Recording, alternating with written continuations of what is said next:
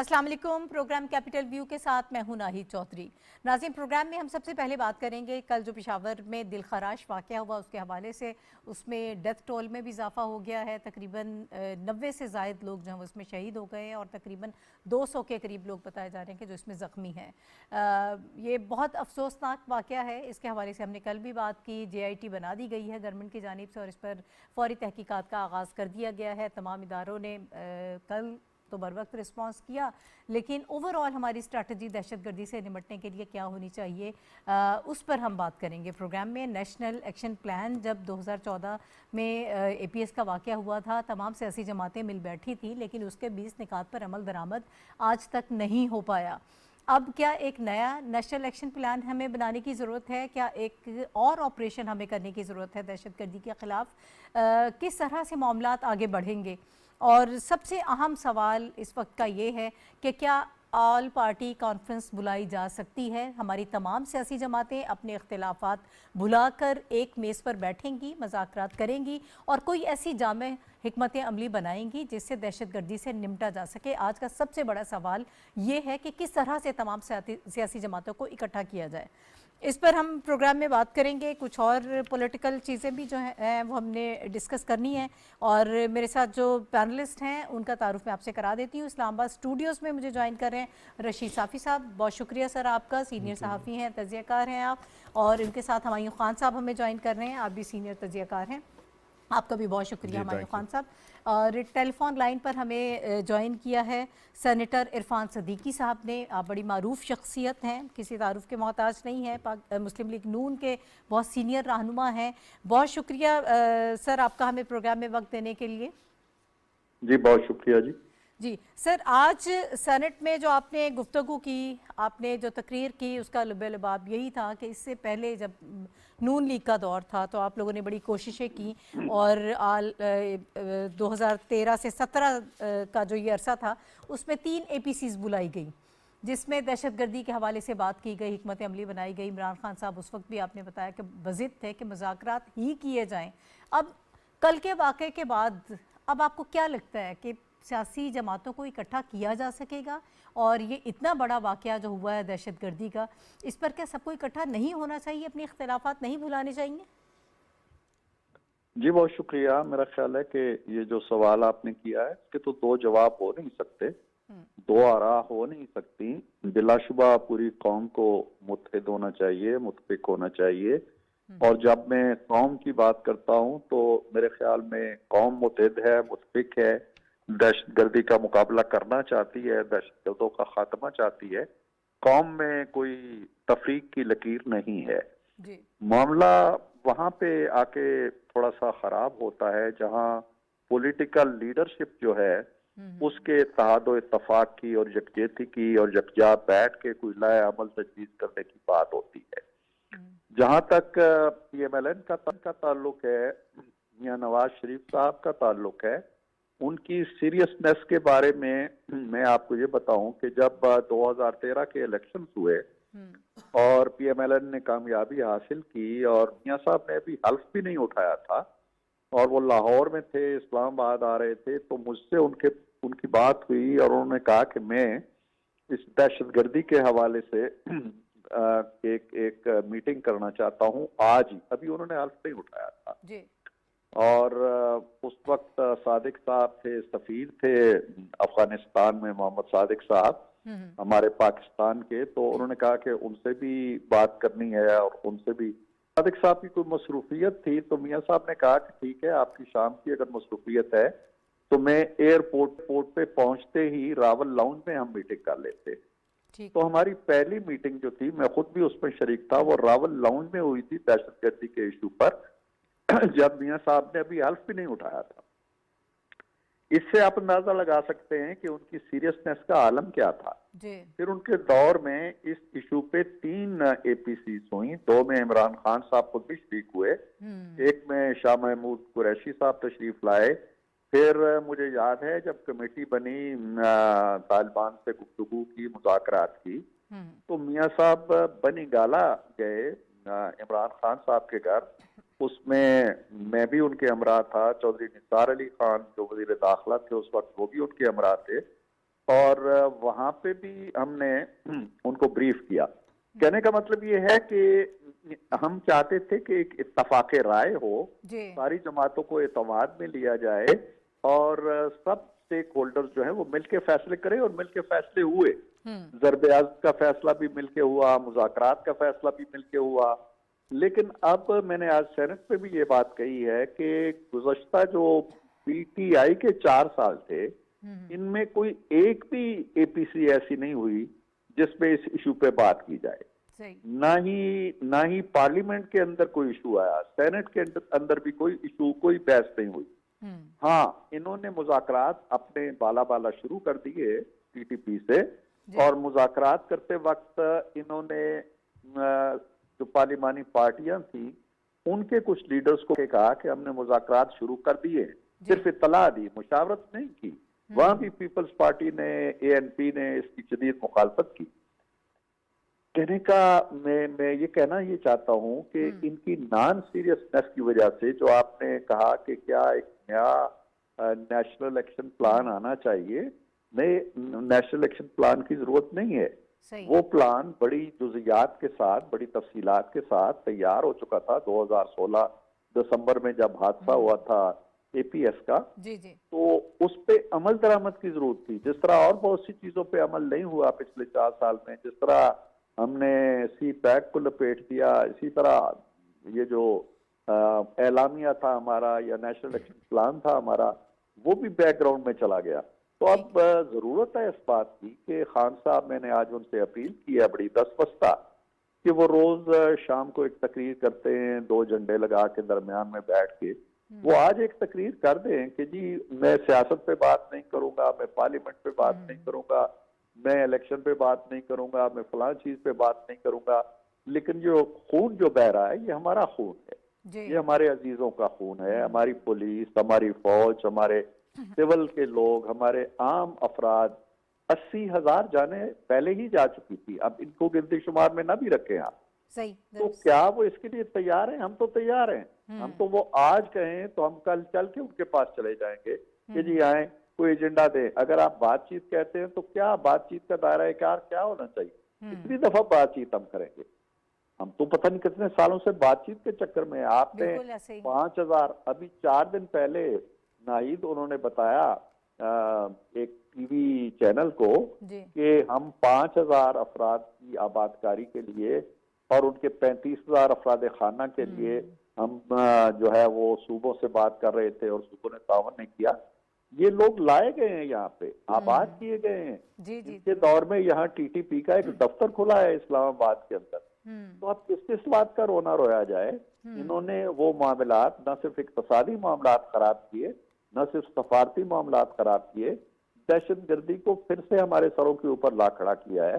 اور یہ بڑی بدبختی کی بات ہے. اور اب بھی اگر وہ بات چیت پہ آمادہ ہو جائے تو ہم تو کھلے دل سے تیار ہیں اس کے لیے. جی اچھا سر, آپ نے جیسے بات کی کہ وہ روز ایک تقریر تو کر دیتے ہیں, انہی تقاریر میں انہوں نے یہ بھی کہا ہے کہ اس وقت جو دہشت گردی کی لہر ہم فیس کر رہے ہیں, جو معاملات خراب ہوئے ہیں, وہ اس نئی حکومت کی وجہ سے ہیں, کیونکہ انہوں نے بہتر طریقے سے معاملات جو ہیں وہ ڈیل نہیں کیے ہیں افغان طالبان کے ساتھ. تو معاملات جو ہیں وہ خراب خود اس حکومت نے کیے ہیں. اس کو کیسے رسپونڈ کریں گے؟ بیٹے نا 221 اور 222 کا جو عرصہ ہے وہ دہشت گردی کے شدید ترین واقعات کا عرصہ ہے. اس پیریڈ کے اندر دہشت گردی کے سینکڑوں واقعات ہوئے. اس حکومت نے جہاں پہ یہ واقعہ ہوا ہے وہاں تو جو حکومت نئی بنی ہے اسے تو 2 دن ہوئے ہیں, 2 یا 3 دن ہوئے ہیں. اور اس صوبے کے اندر چلیں انہوں نے مرکز میں 4 سال حکومت کی یا پنجاب میں 4 سال حکومت کی, وہاں تو 9 سال سے یہ حکمران ہے جہاں یہ واقعات آئے دن ہو رہے ہیں. اور پرائمریلی یہ جو لا اینڈ آرڈر کا ایشو ہوتا ہے یہ صوبوں کا ہی ایشو ہوتا ہے. اب یہ واقعہ تو ان کی پولیس لائنز کے اندر ہوتا ہے, اور پولیس لائنز کی بھی اگر سیکیورٹی آپ لوگوں کے پاس نہیں تھی, جو آج سے نہیں خراب ہوئی, پتہ نہیں کب سے, اس سے پہلے کتنے واقعات ہو چکے ہیں جو تھانے کے اندر لوگ بند تھے, دہشت گرد, انہوں نے قبضہ کر لیا, انہوں نے قتل و غارت کری کی. تو اس سے پہلے جیلیں ٹوٹ چکی ہیں وہاں پہ انہی کے دور کے اندر. تو میرا خیال یہ ہے کہ بلیم گیم سے آگے نکلنا چاہیے انہوں نے کیا کیا یا ہم نے کیا کیا، یہ میرا خیال ہے موضوع نہیں ہے. موضوع یہ ہے کہ اب آگے کیا کرنا ہے ہمیں، اپنے بچوں کی جانیں، اپنے بچوں کا مستقبل، اپنے جو لا اینڈ آرڈر کا ایک ایشو ہے اس وقت کھڑا ہو گیا ہے، اس کو کس طرح ہینڈل کرنا ہے. صحیح تو سر، یہ تو مل میں جل کے کرنا پڑے. یہی اب آپ سے پوچھنا چاہ رہی ہوں کہ آخر میں مجھے یہ بتائیں کہ آپ جیسے جو اہل دانش ہیں، سنجیدہ طبقہ ہے، فکر ہے، وہ کیا حل دیکھتا ہے؟ ان معاملات کا سلوشن کیا ہے؟ نیگوسیشنز کی بھی آپشن ظاہر ہے کہ ہمارے پاس ہے، پھر اپلیکیشن آف فورس بھی ہے. کس طرح سے اس معاملے کو حل کیا جا سکتا ہے؟ دیکھیں ابھی میرا خیال ہے وزیر دفاع نے کہا ہے کہ نیشنل سیکورٹی کمیٹی جو ہے اس کا اجلاس ہونے والا ہے، وہاں یہ ایشو آئے گا. ہماری طرف سے تو ہم اوپن ہیں. مذاکرات کا آپشن چونکہ بار بار آزمایا جا چکا ہے. میں خود ایک کمیٹی کا سربراہ تھا جو مذاکرات کر رہی تھی صاحب کے دور میں، لیکن مسئلہ یہ ہوتا تھا کہ ایک فریق مانتا تھا تو دوسرا کوئی واردات کر دیتا تھا. تو میاں صاحب نے ایک جملہ کہا تھا کہ مذاکرات اور دہشت گردی ساتھ ساتھ نہیں چل سکتے. اب بھی اگر یہ ہو کہ وہ ہتھیار ڈالنے پہ آمادہ ہیں، مذاکرات پہ آمادہ ہیں دہشت گرد گروپ جو ہیں، تو چلیں بات کر لیں. لیکن مجھے نہیں لگتا کہ ایسی صورتحال ہے. تو اس صورتحال میں پھر سیاسی قیادت مل بیٹھے گی، فوجی قیادت مل بیٹھے گی، پھر دیکھا جائے گا. جس طرح ہم بامر مجبوری ضرب عضب پہ پہنچے تھے، اگر ناگزیر ہے تو ہونا چاہیے. یہ نہیں ہو سکتا ہے کہ آئے دن پاکستانیوں کا خون بہتا رہے اور ہم آپس میں ہی الجھے رہیں کہ جی کیا ہونا چاہیے اور کیا نہیں ہونا چاہیے. ٹھیک ہے، بہت شکریہ. سینیٹر عرفان صدیقی صاحب ہمارے ساتھ موجود تھے. صافی صاحب، اسی بات کو میں چاہتی ہوں کہ اسی کو بیس پر آ کر ہم ذرا مجھے آپ یہ بتائیں کہ پہلے تو انہوں نے کہا کہ نواز شریف صاحب کے دور میں 3 APCs بھی بلائی گئی، 2 میں عمران خان صاحب کو شریک ہوئے، پھر 1 میں شاہ محمود قریشی صاحب آئے. اب جو حالات ہیں اس میں لگتا ہے کہ کوئی APC جو ہے وہ دوبارہ بلائی جا سکتی ہے کہ جس میں تمام سٹیک ہولڈرز شامل ہو. پاکستان تحریک انصاف ایک بڑی جماعت ہے، ان کی بھی ذمہ داری بنتی ہے. تو اب یہ معاملہ کیسے آگے بڑھ سکتا ہے؟ شکریہ نائد. دیکھیے حل تو یہی ہے جو آپ تجویز کر رہی ہے یا اس سے پہلے جو سینیٹر صاحب بتا رہے تھے ہمیں، لیکن یہ تمام آپشن آزمائے بھی جا چکے ہیں. ہم نے آپریشنز بھی کر کے دیکھے ہیں. جس آپریشن کا ذکر کر رہے تھے سینیٹر عرفان صدیقی صاحب، اس آپریشن کا پھر ہم نے رد عمل بھی دیکھا، اس کے نتائج بھی ہم نے دیکھے. کچھ لوگوں کا خیال یہی رہا ہے جو سیکیورٹی کے ماہرین ہیں کہ جنرل راحیل شریف نے انتہائی بے دردی سے آپریشن کیا تھا پورے علاقے میں، اور جس کا بہت سخت رد عمل بعد میں آیا جو فائدے کی بجائے نقصان کا باعث بنا. یہ ایک تھیوری ہے. جنرل کیانی صاحب نہیں چاہ رہے تھے کہ بہت زیادہ سختی دکھائی جائے، بلکہ وہ ٹارگیٹڈ آپریشنز کے حق میں تھا. تو اب بھی اگر نوبت حکومت کا ایک بہت اہم حصہ ہے سینیٹر عرفان صدیقی صاحب، ان کو حکومت کی حکمت عملیوں کا پتہ ہے، یہ ان کا جو ہے تھنک ٹینک کا حصہ ہے. تو یہ جو بات کر رہے ہیں، جو اشارے ان کی گفتگو سے مجھے مل رہے ہیں کہ مذاکرات کا آپشن کو آزمایا تو دوبارہ بھی جا سکتا ہے، لیکن اس کے ساتھ ساتھ آپریشن کی بھی کوئی سوچ ہو سکتی ہے. اور اس کے لیے خواجہ آصف صاحب نے جس طرح کہا ہے کہ نیشنل سیکورٹی کمیٹی کا اجلاس ہوگا تو یہ تمام فیصلے تو وہاں پہ ہوں گے. لیکن جو موجودہ جو عسکری قیادت ہے، ان کے بارے میں جو یہ جب سے انہوں نے یہ رجیم چینج ہوا ہے، وہاں پوری جو ایک ہیرارکی چینج ہوئی ہے آرمی کے اندر حالیہ دنوں میں، تو ان کے جو ISPR کے ذریعے جتنی بھی ہمیں انفارمیشن ملی، تو ان کا بھی یہی خیال ہے کہ جہاں جہاں پہ شورش ہے، جہاں جہاں پہ بدامنی ہے، جہاں جہاں پہ بدامنی کے جو جس کو کہتے ہیں کہ ہائیڈ آؤٹس موجود ہے، تو ٹارگیٹڈ آپریشنز کی کوئی ان کی ایک سوچ اور ایک حکمت عملی کے ہمیں اشارے مل رہے ہیں. لیکن اس تمام چیزوں سے جو اہم چیز ہے وہ قومی مفاہمت ہے. پہلے تو ہماری قومی جو سطح پہ اور سماجی سطح پہ تو ہم یہ فیصلہ کریں کہ ہم نے کرنا کیا ہے، اس عفریت سے، اس عذاب سے ہم نے نجات کا رستہ ہمارے لیے کیا ہونا چاہیے. اور عرفان صدیقی صاحب اس لیے بھی زیادہ ریلیونٹ گیسٹ آج آپ نے چنا، ان کو انوائٹ کیا، بڑا اچھا کیا، کیونکہ پہلے بھی طالبان کے ساتھ براہ راست مذاکرات کے عمل میں بھی شریک رہے. ان کے ساتھ جس طرح انہوں نے کہا کہ محمد صادق صاحب اور میجر عامر اور اس قسم کے باقی لوگ ان کے ساتھ ہم رکاب تھے, ان کے ساتھ ہی تھے, لیکن پھر ہم نے دیکھا کہ وہ مذاکرات بھی ناکام ہوئے.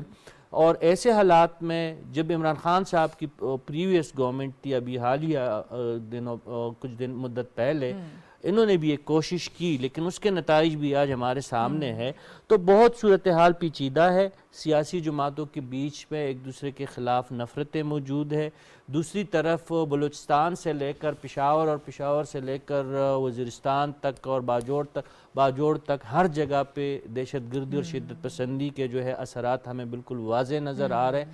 تو ایسے میں پھونک کے قدم رکھنے کی ضرورت ہے. اور وزیراعظم صاحب نے جو تجویز دی کہ ہمیں وقتی طور پر اپنی سیاسی فائدے کو, اپنی سیاسی ایجنڈے کو ایک سائڈ پہ رکھ کر تمام سیاسی قوتوں کو یکجان ہو کہ اس ایک نکاتی ایجنڈے پہ کام کرنا ہوگا کہ دہشت گردی کو کس طرح ختم کرے. اور اس کے لیے ظاہر ہے سیاسی قیادت کو تھوڑا سا جو ہے باشعور ہونے کا اور عوام کا واقعی ہمدرد ہونے کا ثبوت دینا پڑے گا. اور ایک ایک قدم اگر پیچھے بھی ان کو اپنے موجودہ سٹان سے ہٹنا پڑے تو اس میں کوئی مذائقہ نہیں. صحیح ہے, انسانی خون ہے, کم از کم اس پر تو آپ اکٹھے ہو جائیں نا.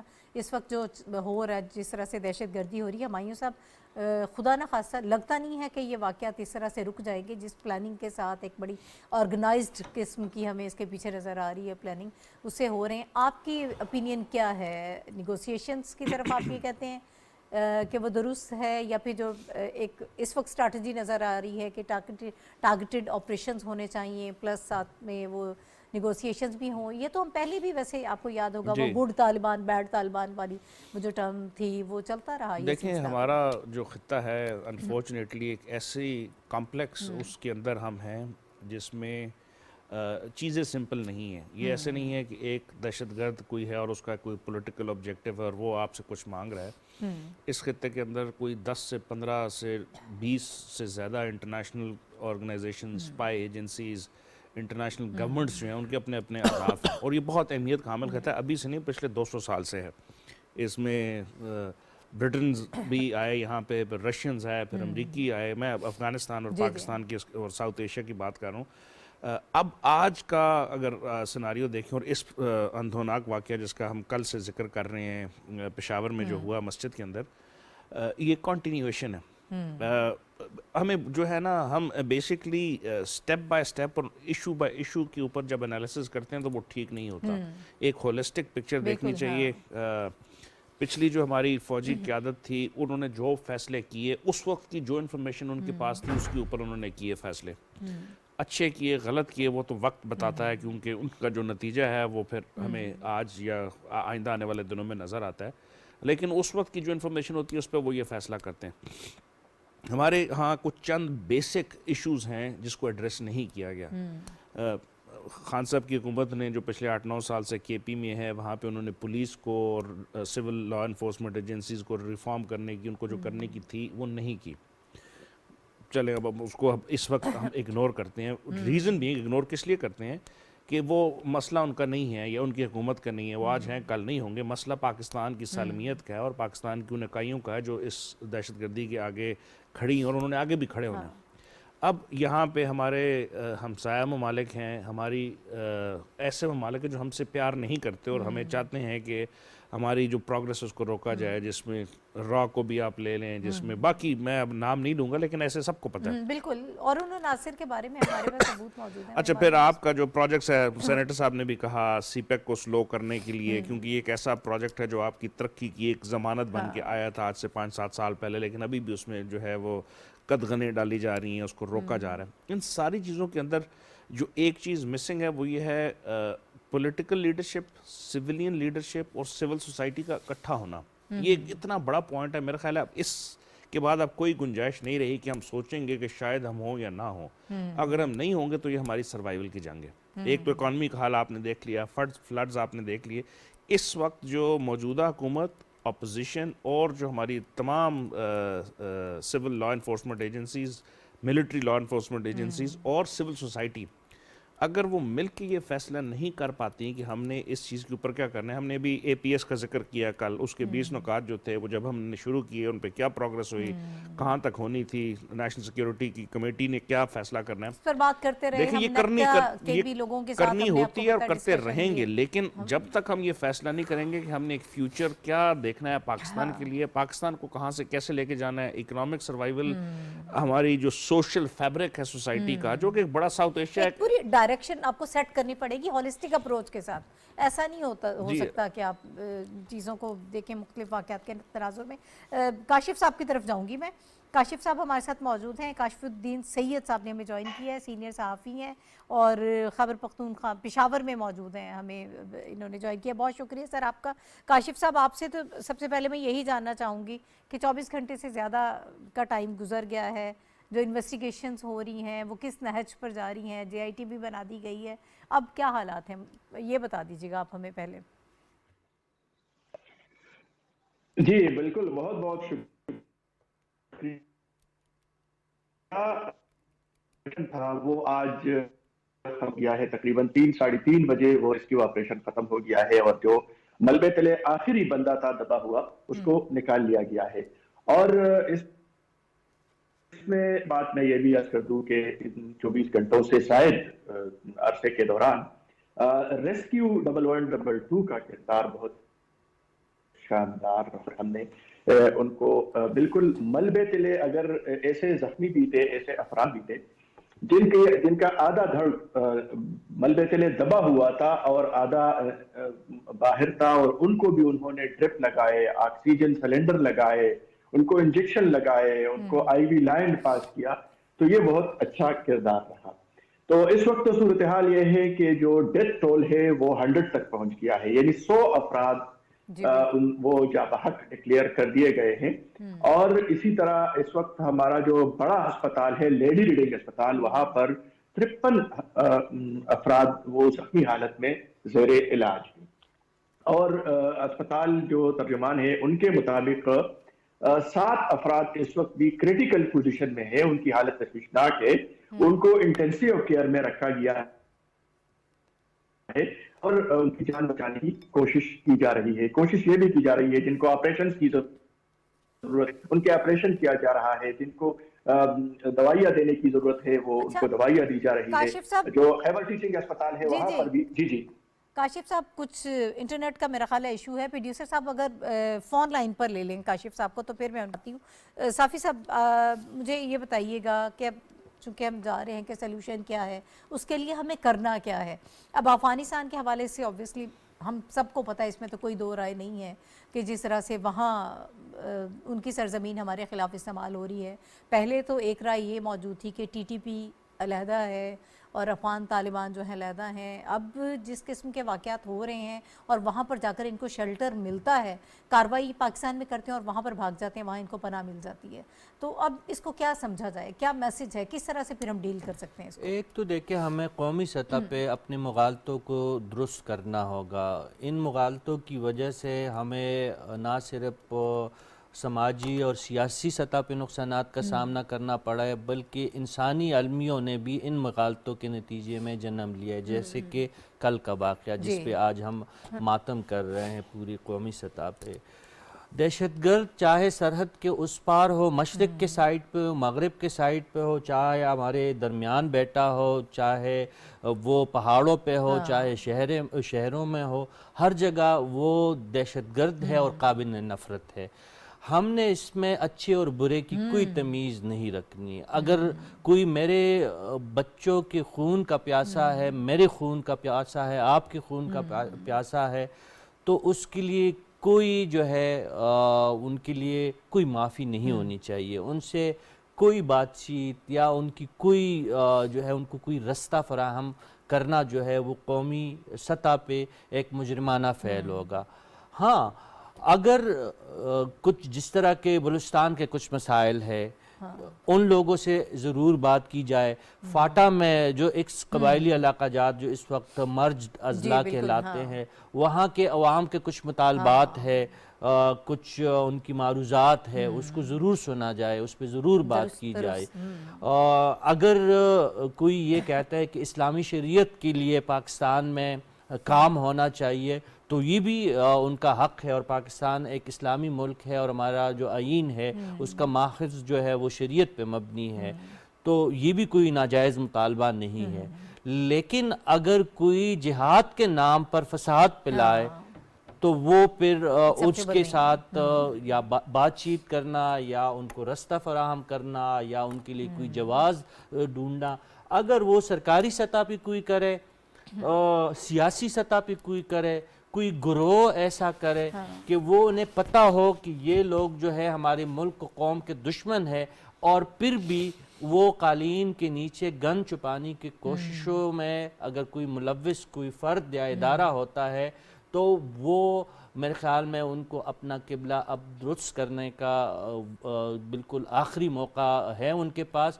اس کے بعد ایسی چیزیں نہ چلنے والی ہے اور نہ ایسے اشخاص اور ایسے اداروں کو کوئی معافی دینی چاہیے. تو میری نظر میں ہم تب ہی کامیاب ہوں گے کہ ہم ایک مجموعی اور ایک قابل قبول حل پہ پہلے سیاسی اور سماجی سطح پہ اور ادارہ جاتی سطح پہ متفق ہو, تو پھر وہ اس کے نتائج ملک و قوم کے حق میں سامنے اچھے آ سکتے ہیں. اگر ہم اب بھی پسند ناپسند ذاتی انا اور ذاتی اناد اور ذاتی خوشی اور ذاتی فائدے کو بنیاد بنا کر فیصلے کریں گے کسی ایک گروہ کو خوش کرنے کے لیے یا کسی ایک گروہ کے ڈر کی وجہ سے اگر خاموشی اختیار کریں گے, تو میرے خیال میں یہ آگ جو کل جو پشاور کے 100 گھرانوں میں اس وقت جو ماتم کی جو صفحے بچھی ہوئی ہے وہ خدا نخواستہ ہر جگہ اس کا پھر ہمیں اسی قسم کا جو ہے پھر نظارہ کرنا پڑے گا. اللہ نہ کرے کہ وہ موقع آئے. لہٰذا سیاسی بصیرت کی وہ اشد ضرورت ہے. عمران خان, آصف زرداری, نواز شریف صاحب, شہباز شریف صاحب, مولانا فضل الرحمان, سراج الحق, جتنے بھی آپ کی سیاسی اور مذہبی رہنما ہیں, سب کو ایک پلیٹ فارم پہ بیٹھ کے فیصلہ کرنا ہوگا کہ اب ہم نے اس افریت سے کس طرح نجات پانی ہے, تو تب ہی کچھ نتائج ہمارے حق میں آ سکتے. لیکن عمران خان صاحب تو صافی صاحب آپ جانتے ہیں وہ تو مذاکرات پہ بہت زیادہ یقین بھی رکھتے ہیں, تو ظاہر ہے کہ پھر یہاں پر لگتا ہے کہ معاملات بہتر ہوں گے نہیں, کیونکہ وہ پھر شاید ٹارگیٹڈ آپریشنز کی طرف جو ہم بات کر رہے ہیں, جو ظاہر ہے فیصلے ہمارے ادارے کریں گے جو ان کو درست لگے گا, تو پھر اس کی مخالفت ہوگی, تو پھر میرے خیال میں بات اگر نہیں کی جائے گی, ایٹ لیسٹ بات چیت کا آغاز حکومت کی طرف سے ایک مرتبہ پھر جو ہے ہاتھ بڑھانا جو ہے وہ بنتا ہے. ضرور ایک کوشش ہونی چاہیے ان کے جو جن حلقوں کے زیر اثر ہے وہ ان حلقوں کو ضرور استعمال میں لانا چاہیے. عمران خان صاحب سے ضرور بات کر کے آگے بڑھنے کی کوشش کی جائے. اگر آپ نظر انداز کرنے کی کوشش کر کے آگے بڑھیں گے تو وہ اس کے فوائد نہیں نکلیں گے, اس کے زیادہ مسائل سامنے آ سکتے. تو عمران خان صاحب سے بات چیت انتہائی اہمیت کے حامل ہے, اور اس کے لیے حکومت کو ایک قدم جو ہے وہ آگے بڑھنا ہوگا. اب اگر ان کی طرف سے پھر بھی ہٹ درمی کا مظاہرہ ہوتا ہے تو پھر قوم خود ہی ان سے پوچھے. بالکل درست, بالکل درست آپ نے کہا. اچھا ہمایوں صاحب, ذرا ہم جو اندرونی معاملات ہیں ہمیں کیا کرنا ہے, کیا ہمارا ہوم ورک ہونا چاہیے, ان چیزوں پر ہم بات کر رہے ہیں. مجھے یہ بتائیے گا, چونکہ افغانستان کے حوالے سے ہم کل بھی کچھ تھوڑی بہت ہم نے ڈسکشن کی, اب ہمارے پاس کیا آپشنز ہیں. کل خواجہ آصف صاحب نے کہا کہ ہم نے ان سے ریکویسٹ کریں گے, ان سے یہ کہیں گے کہ اپنی سرزمین کو استعمال مت ہونے دیں, لیکن یہ تو ہم دیکھ رہے ہیں کہ جب سے وہاں پر افغان عبوری حکومت آئی ہے سلسلہ رک نہیں رہا ہے بلکہ بڑھ گیا ہے. دیکھیں پاکستان اس وقت بڑی ایک پریکیریس سچویشن کے اندر سے گزر رہا ہے, جس میں اس نے ایک اپنی پوری ہسٹوریکل لیگیسی بھی دیکھنی ہے کہ ہمارا جو دوست ممالک اور برادر افغانستان جو ہے اس کے کیا مسائل ہیں. اور پچھلے 1 سال 3-4 مہینوں میں اب وہاں پہ ایک نئی حکومت یا ڈسپنسیشن آ گئی ہے جس کو ہم نے فیسیلیٹیٹ کیا پیس پروسیس کے ذریعے امریکہ کے ساتھ اور ہمارے نیبرنگ کنٹریز کے ساتھ. دوحہ میں ایک معاہدہ ہوا اور اس کے ساتھ یہ وہاں پہ آئے. वहाँ की 40 मिलियन के करीब आबादी है। पाकिस्तानी उसको भी देखना है। हमारे यहाँ 5 से 6 मिलियन के करीब रेफ्यूजीज हैं, पिछले 25-30 सालों से यहाँ पे हैं। उसके साथ लैंड लॉक कंट्री होने की हैसियत से पाकिस्तान वाहिद वो मुल्क है जो हर सूरत में उनके साथ कर रहा है, और उसके साथ ईरान है और फिर सेंट्रल एशिया के ममालिक है। लेकिन सबसे बड़ा बर्डन पाकिस्तान ने लिया है, और बर्डन कहना बुरी बात है, लेकिन मैं पाकिस्तान की इकॉनमी की पॉइंट लेकिन ऑफ आप व्यू से कह रहा हूँ, अकोमोडेट कर रहे हैं ना, कर रहे हैं और हाँ। करते रहेंगे। अब पॉइंट ये है कि उसमें दुनिया के ममालिक की एक एक्सपेक्टेशन है वहाँ पे, वहाँ का मौजूदा जो सेटअप है जो कि अमेरिका के साथ नेगोशिएशन करके वहाँ पे है, जिसको हमने भी फैसिलिटेट किया और बाकी लोगों ने किया, उसमें कुछ उनकी तरफ से डिमांड्स थी, कुछ उनकी तरफ से थी जो इन्होंने पूरी नहीं की, जो मौजूदा सेटअप है। ठीक है। अब उसकी वजह से उनका बैंकिंग सिस्टम भी काम नहीं कर रहा, उनकी अपनी कैपेसिटी भी बिल्ट नहीं हो रही, और एक बहुत बड़े मसाइल का वो शिकार है। लेकिन अब हमने देखना ये है कि क्या हमारे पास वहाँ पे कोई अल्टरनेटिव है, क्या वहाँ पे कोई दूसरी क़यादत है कि इनको ना किया जाए और दूसरों को सपोर्ट किया जाए। यहाँ पे फैसला करने के बाद आपने देखना है कि इस फैसले के ना करने की वजह से वहाँ पे दहशतगर्द तंजीमें उठ रही हैं, जो ऑलरेडी पाकिस्तान में जो खत्ते के और बाकी ममालिक हैं उनके हक में नहीं थी। तो एक बहुत कॉम्प्लेक्स गेम है, इसमें पाकिस्तान अपना किरदार कर रहा है, लेकिन ऐसे नहीं हो सकता कि आज हम फैसला कर लें कि हम ये करते हैं ये नहीं करते, क्योंकि इसके बहुत दूररस और कॉम्प्लिकेटेड वो होंगे। लेकिन देखें जो हम कर रहे हैं, आप उस सारी पॉजिटिविटी की बात कर रहे हैं ना कि जो पाकिस्तान कर रहा है, उधर से तो हमें नेगेटिव रेसिप्रोकेसी नजर आ रही है ना। इस वक्त जो सारे मामलात हो रहे हैं, ऐसे तो हम आगे नहीं बढ़ सकते। आज तो राना सनाउल्लाह साहब ने खुद कहा कि जब उनको यहाँ पर खतरा महसूस होता है, कार्रवाई करते हैं, वहाँ चले जाते हैं कि वहाँ सेफ्टी मिल जाती है, और अपनी सरजमीन इस्तेमाल ना करने का वादा तो पूरी दुनिया के साथ किया हुआ देखिए, इसकी भी अगर आप इसको 1 साल पीछे ले जाएं और पूरे साल को देखें, तो पिछली जो हुकूमत थी उन्होंने उस जो मुआहदे की और बात करने की कोशिश की, सही या गलत उसके ऊपर भी मैं बहस नहीं कर रहा, लेकिन उन्होंने एक फैसला कर लिया उस वक्त। अब उस फैसले की रिपरकशन जो है वो सारा मुल्क फैसला वो देख रहा है। वहाँ का भी जो सेटअप है उसके अंदर भी कुछ एक आपस में इख्तलाफात हैं कि बात करनी है नहीं करनी, तो ये चीज़ें बहुत ज़्यादा कॉम्प्लेक्स हैं। अब हमने करना क्या है, या हमसे हो क्या सकता है कि हमने एक क्लियर विजन देना है अपने नेबरिंग कंट्रीज के साथ मिलकर, जो कि 5-7 मुल्क हैं, सेंट्रल एशिया के कर लें, चाइना को कर लें, रशिया को कर लें, ईरान को कर लें, कि एक पॉलिसी बनाई जाए कि अफगानिस्तान की मौजूदा सेटअप को चंद बेसिक शराइत, जिसमें बच्चियों के स्कूलों की तालीम का जो हमने जिक्र किया, ह्यूमन राइट्स का किया, और दहशतगर्दी का इस्तेमाल उनकी सरजमीन से उनके अंदर उनकी कैपेसिटी बिल्डिंग करने का, और उसके बाद कोई पूरी एक यूनानिमस मिल के अगर रीजनल कंट्री फैसला करेंगी तो शायद कुछ बेहतरी होगी। अदरवाइज ये मामला इतना कॉम्प्लेक्स है कि ऐसी चीज़ें होती रहेंगी, वहाँ से एतराज़ात आते रहेंगे, उनकी हमें जो जवाब आएगा वो ये कहेंगे कि हमारे पास रिट नहीं है, हमारे पास पैसे नहीं है। सर्दी की वजह से पिछले हफ्ते कहा गया है कि 158 के करीब जो है वहाँ पे बच्चे, ख़वातीन और औरतें सर्दी की वजह से मर गए। ये कोई छोटा फिगर नहीं है, 158 एक हफ्ते के अंदर। तो मेरा ख्याल है इस मामले को जो है इसकी कॉम्प्लेक्सिटी को समझना चाहिए, और इंटरनेशनल कम्युनिटी को भी इसके अंदर अपना रोल अदा करना चाहिए। अब पाकिस्तान की इकॉनमी को देखते हुए, आपकी लॉ एनफोर्समेंट एजेंसी को देखते हुए, आपकी कैपेसिटी को देखते हुए, चंद सालों से आपके पास बहुत सारे ऐसे जो हैं चीज़ें जो आप शायद खरीद के अपनी कैपेसिटी बढ़ाते हैं, वो नहीं है कि उनके पास आपके पास रिसोर्सेज नहीं है। ठीक है, तो ये बहुत कॉम्प्लेक्स मामला है। सही है। मैं एक मरतबा फिर काशिफ साहब की तरफ जाना चाहूँगी। काशिफ साहब हमारे साथ मौजूद हैं। काशिफ साहब, एक तो आप जो पहले इन्फॉर्मेशन हमारे साथ शेयर कर रहे थे, हमें बता रहे थे, मैं चाहती हूँ कि अपनी वो बात भी मुकम्मल कर लीजिएगा, लेकिन साथ ही एक और सवाल है कि हमने कुछ दिन पहले 1-2 माह ग़ालिबन 1-2 माह पहले एक CTD के हवाले से एक रिपोर्ट आई थी जिसमें बताया गया था कि जितना बजट है उसका तकरीबन 97% जो है वो सारा तनख्वाहों की मद में चला जाता है। तो इदारे को ना तो वहाँ पे लोगों को ट्रेंड किया गया, ना उनको वेल इक्विप्ड किया गया, इस हवाले से कोई काम नहीं किया गया। मैं ये चाहूँगी कि इसको भी क्लियर कर दीजिएगा कि क्यों इसकी तरफ तवज्जो नहीं दी गई। एक ऐसा सूबा, एक ऐसा शहर जहाँ पर ये वाक़यात पे दर पे वाक़यात होते रहते हैं, और ये कोई नई बात नहीं है जो कल का वाक़या हुआ है, इसके बावजूद संजीदगी नहीं नज़र आई हमें। जी बिल्कुल, मैं ये अर्ज़ कर रहा था कि अब तक डेथ टोल जो है कल के वाक़ये में 100 तक पहुंच गया है, और 100 अफराद जाबहक डिक्लेयर कर दिए गए हैं। 53 अफराद 53 अफराद लेडी रीडिंग अस्पताल, जो पेशावर का सबसे बड़ा तिब्बी इदारा है, वहां पर दाखिल है, और उनमें 7 क्रिटिकल है। इस वक्त भी उनको इंटेंसिव केयर में रखा गया है। तो एक तो ये मैं डिटेल दे रहा था। दूसरा, मैंने बताया कि जो रेस्क्यू ऑपरेशन है वो खत्म हो गया है, मलबे तले से लोगों को निकालना यह सिलसिला खत्म हो गया है। ठीक है। जो आपका सवाल है काउंटर टेररिज्म डिपार्टमेंट के हवाले से, उसको स्ट्रेंथन करने के हवाले से, तो यकीनन ये एक अलमिया है हमारा कि शायद हमारी हुकूमतों को या हमारे इदारों को ये ख्याल था कि हम दहशतगर्दी के खिलाफ एक बड़ी जंग में फतह हासिल कर चुके हैं 2005-6 से लेकर 2014 तक जो सिलसिला था, और फिर उसके बाद जो ऑपरेशन ज़र-ए-आज़म शुरू किया गया, फिर उसके बाद जो अमन की बहाली हुई, इन 6-7-8 सालों में कोई बड़ा वाकया पेश नहीं आया। तो शायद वो लोग समझ रहे थे कि अब हालात कंट्रोल में है और जो फंड्स है उनको कहीं और डाइवर्ट करना है, कहीं और मुंतकिल करना है। तो इसका एहसास नहीं किया गया, इसका इदराक नहीं किया। खित्ते की जो सूरत हाल है, हमें जो चैलेंजेस दरपेश हैं, हमारे पड़ोस में जो कुछ होता रहा, उसका एहसास नहीं किया गया।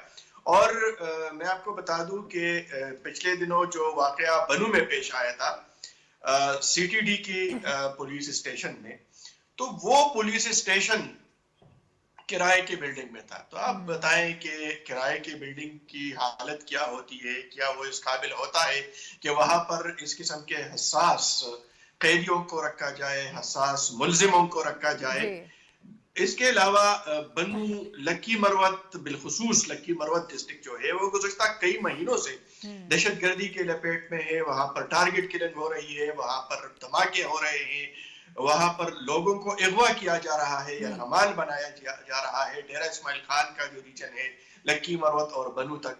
लेकिन वहां के पुलिस स्टेशंस का हाल आप देख के, कई पुलिस स्टेशंस के हवाले से जब बनू सीटीडी का वाकया कवर करने के लिए जब हम गए थे, तो हमें वहां पर बताया गया कि कई पुलिस स्टेशन ऐसे भी हैं जो इस वक्त भी प्राइमरी स्कूल की बिल्डिंग में कायम है। तो आप बताएं कि प्राइमरी स्कूल का जो स्ट्रक्चर है, 2 कमरे, 1 बरामदा और 4 दीवारी, वहां पर ना कोई मोर्चा बनाया जा सकता है। खिड़कियां, हर कमरे में 3-4 खिड़कियां होती हैं, रोशनदान होते हैं। तो क्या पुलिस एहलकारों को वहां पर सिक्योर रखा जा सकता है? तो हमारे वही इलाके जो दहशतगर्दी के जद में है, वहां की पुलिस वो महफूज नहीं है, उनके लिए जो इमारतें हैं वो महफूज नहीं है। और यही हाल काउंटर टेररिज्म डिपार्टमेंट का है।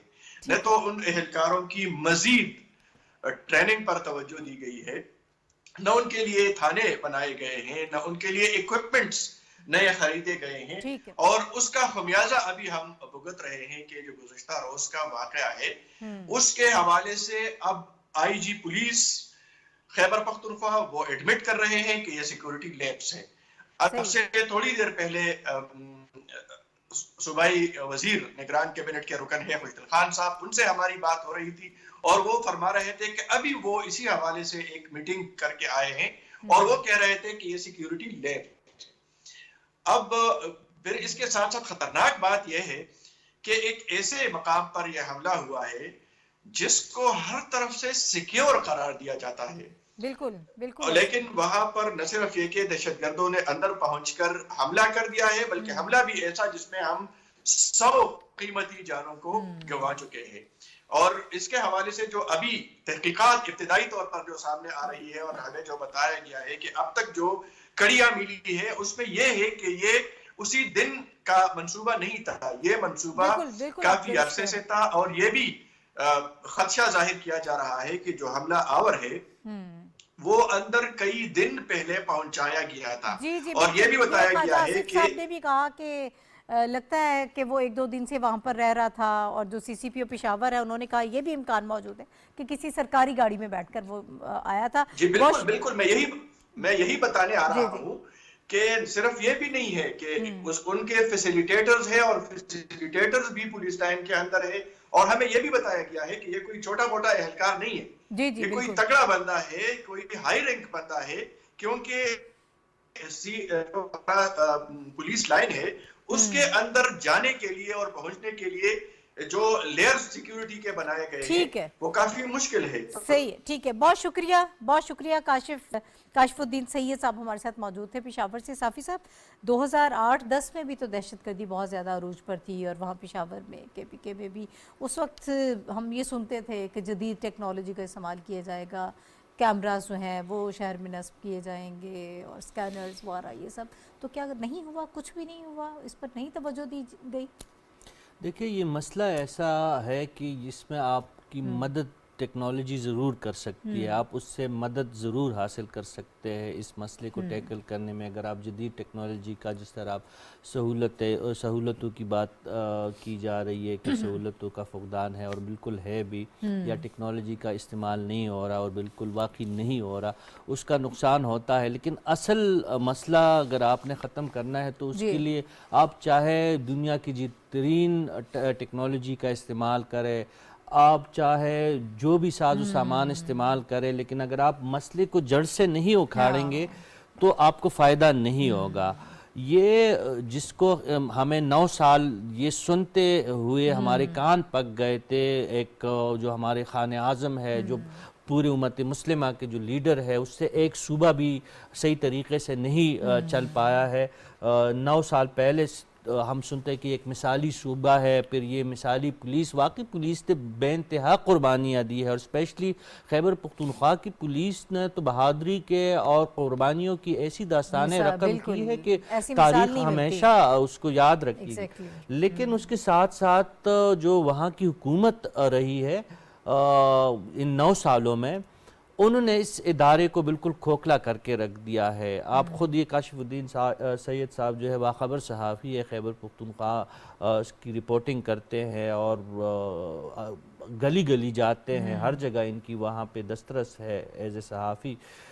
तो इनकी बात बिल्कुल दुरुस्त है। वहाँ पे पुलिस स्टेशनों की इमारतें नहीं है, नफरी की कमी है, असलाह की कमी है, हिफाजती जो साजो सामान है उसकी कमी है। इन 9 सालों में जो पहले की खैबर पख्तूनख्वा की पुलिस थी, उनके पास जो एनपी के दौर में उनको कुछ न कुछ जो नेशनल एक्शन प्लान के तहत कुछ न कुछ फंड्स और कुछ चीज़ें जो टेक्नोलॉजी वगैरह और हिफाजती साजो सामान मिला था, वो भी तकरीबन ख़त्म या नाकारा हो चुका है। इन्होंने कुछ नहीं किया और इस मसले को सिर्फ दबाते रहे, और आज उसका जो है हम शाखसाना देख रहे हैं। वक्त खत्म हो रहा है। हमायूं साहब मुख्तसर मैं चाहूँगी किसी मेरे ख्याल में साफ़ी साहब ने जो कहा, ये तो परेशानियां और मुसीबतें हैं और यह गलतियां और कोताहियां हैं, इससे आगे कैसे बढ़ा जाए, ये तो हो गया। और अगर हम बार बार पीछे देखेंगे, हमने आइडेंटिफाई भी कर ली। अब आगे जो है उसमें जो एक सबसे बड़ा खला जो हमारे पॉलिसी मेकिंग या डिसीजन मेकिंग में नज़र आ रहा है, वो हमारा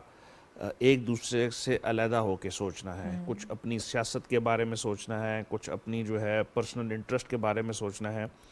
खैबर पख्तूनख्वा की पुलिस, इस्लामाबाद की पुलिस, गिलगित बल्तिस्तान, कश्मीर, सिंध, बलूचिस्तान, फिर इसके बाद हमारी जो इंटेलिजेंस के ऑफिसर्स हैं, हमने मतलब कितने कितने बड़े जो है वो जो सपूत इस कौम के हैं वो हमने गंवाए, इस वजह से कि एक बहुत बड़ा पाकिस्तान जिस खत्े में है उस एक ऐसी मसाइल से दो चार है कि हम आइडेंटिफाई नहीं कर सकते। लेकिन करना यह है कि हमने आगे कैसे बढ़ना है। उस आगे बढ़ने का जो सबसे बड़ा और एक वाहिद हल है वो दहशतगर्दी भी नहीं है, वो आपका इकट्ठे मिलके चलना और पॉलिसी के ऊपर यकजा होना, तमाम stake holders including civil, military, law enforcement, civil society, और उसमें लीड किसने करना है? आपके पॉलिटिशियंस ने। लेकिन इस वक्त का जो हमने देखा और पिछले 4 महीनों से हम इसके ऊपर गुफ्तगू कर रहे हैं कि अपोजिशन कम्प्लीटली एक डिफरेंट अपनी सोच के अंदर है, जिसमें सिर्फ मकसद है सियासत में किसी तरह वापस आके अपना आप को जो है दोबारा उस पोजीशन पे लाना जिस पे वो शायद थे। इससे हमें निकलना पड़ेगा। हमें इकोनॉमी के ऊपर, दहशतगर्दी के ऊपर, सिविल सोसाइटी के जो मसाइल इनके ऊपर और बाकी तमाम उसके, अगर हम इकट्ठे होंगे सियासत होती रहे उसके बाद, जब तक ये नहीं होगा हम आगे नहीं जा सकते। सही, बिल्कुल, बहुत आपने मुनासिब बात की। बहुत शुक्रिया हमायूं खान साहब, रशीद साफ़ी साहब हमारे साथ मौजूद थे, काशिफुद्दीन सैयद साहब ने भी हमें ज्वाइन किया था, और सेनेटर इरफान सदीकी साहब भी प्रोग्राम में हिस्सा रहे। नाज़रीन, ये कल वाला वाक़या कोई पहला वाक़या नहीं है। इस किस्म के वाक़यात माजी में भी होते रहे हैं। कुछ देर के लिए बहुत गम होता है और बहुत दुख होता है, लेकिन फिर ज़िंदगी उसी तरह एक नज़्म के तहत चलती रहती है। हम लोग भूल भाल जाते हैं, अपनी ज़िंदगी में गुम हो जाते हैं। लेकिन वो लोग जो इसमें शहीद हो गए, उनके अहले खाना से पूछें कि उनकी ज़िंदगी कैसे गुज़रती है और किस तरह से वो अपनी बाकी ज़िंदगी गुजारते हैं। खुदारा इस पे अब तमाम सियासतदानों को इकट्ठा होना पड़ेगा, तमाम इदारों को इकट्ठा होना पड़ेगा। कोई ऐसी पॉलिसी बनाएं, ऐसी हॉलिस्टिक अप्रोच के तहत चले कि जिससे आइंदा के लिए इस किस्म के वाक़यात जो हैं वो रुक जाएं। नाहिद चौधरी को इजाज़त दीजिए, कल इंशाल्लाह दोबारा आपसे मुलाकात होगी। अल्लाह हाफ़िज़।